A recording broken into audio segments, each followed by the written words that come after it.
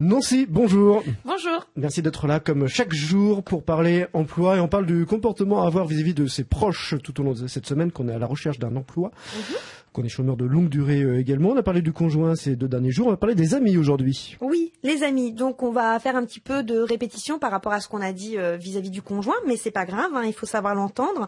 Donc quand on est ami avec et qu'on a dans son entourage un copain ou une copine qui est en recherche d'emploi, la première chose à ne pas faire, c'est de lui solliciter du temps en permanence. Cette personne doit mener à bien sa recherche d'emploi. Donc c'est vrai, vous avez votre garage à finir de repeindre.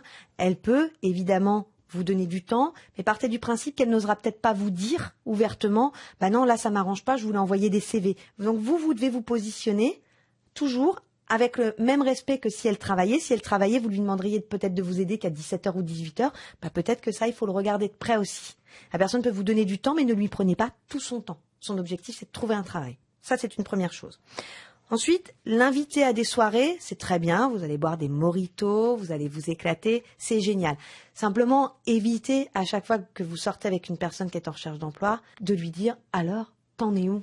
Là aussi, même conseil qu'hier, vous imaginez bien que c'est pas au mojito qu'elle va arroser la soirée si jamais la personne a trouvé un job. Elle va vous payer une bouteille. Donc, c'est pas la peine de revenir toujours à la charge et de renvoyer à l'autre, de lui rappeler, même dans les moments festifs, que ah bah oui, non, effectivement, j'ai toujours rien trouvé. Il faut lui laisser cette bulle de plaisir qui est d'être dans la fête avec vous.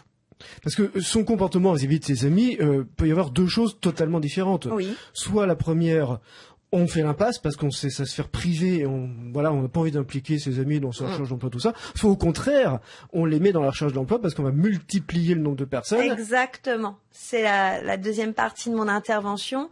N'hésitons pas à utiliser nos amis. Si vraiment vous êtes amis avec moi et que demain vous avez besoin d'un travail, moi je vais diffuser votre CV. Voilà, on a tous des profils Facebook, etc. Eh ben on met un petit post. On peut l'ancrer sur son profil Facebook. On peut l'épingler sur son profil Twitter.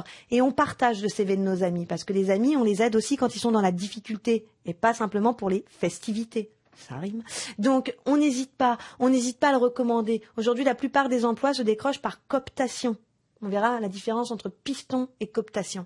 Donc, oui, c'est intéressant ça. Oui, tout à fait. Donc, on parle de son ami qui est en recherche d'emploi. On est l'ambassadeur de cette personne parce que c'est beaucoup plus facile pour un recruteur d'avoir quelqu'un qui nous est apporté avec des traits vraiment de personnalité vraie que de passer par le ciblage CV et lettres. Donc, n'hésitez pas, moi j'ai même des gens qui, une fois pour aider quelqu'un à retrouver du travail, ils avaient mis les coordonnées de CV sur la voiture. Ça peut se faire aussi. Si vraiment, c'est original ça, oui. Oui, mais voilà, parce que la personne avait besoin vraiment de trouver un travail, donc les amis s'étaient mutualisés, puis ils avaient mis des petites affichettes. Je connais quelqu'un de bien qui cherche un poste et ça peut marcher. Et ça peut marcher, effectivement. À demain, Nancy. Merci.